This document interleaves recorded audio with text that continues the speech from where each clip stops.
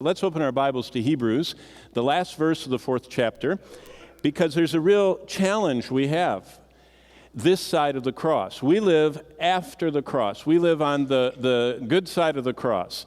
Christ has already been sacrificed once for all time. On this side of the cross, the last verse of Hebrews 4, the 16th verse, tells us that we can come boldly. In fact, this is the wording of chapter 4, verse 16. Let us therefore come boldly to the throne. Now, you know how the rest of the verse goes, of grace, that we may obtain mercy and find grace to help in time of need. But we're coming to the throne. The throne was for 500 years embodied on earth in the tabernacle and the succeeding temple of Israel. Because God, the scriptures tell us, sat enthroned over the mercy seat on the Ark of the Covenant.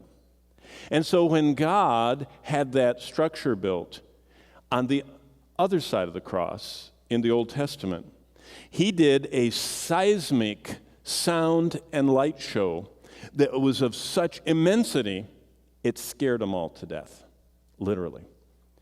And he was showing them reverence. Stay away, or you'll be thrust through with a spear if you even get near the base of the mountain. And now on this side, look at it. Come boldly to the same throne. Aren't you glad we're on this side of the cross and the grace and mercy side? But this morning, we need to see and respond to the ministry that Christ is revealed in the tabernacle. We need to see and respond on this side of the cross in the same reverent way God expected on the other side of the cross, because he hasn't changed.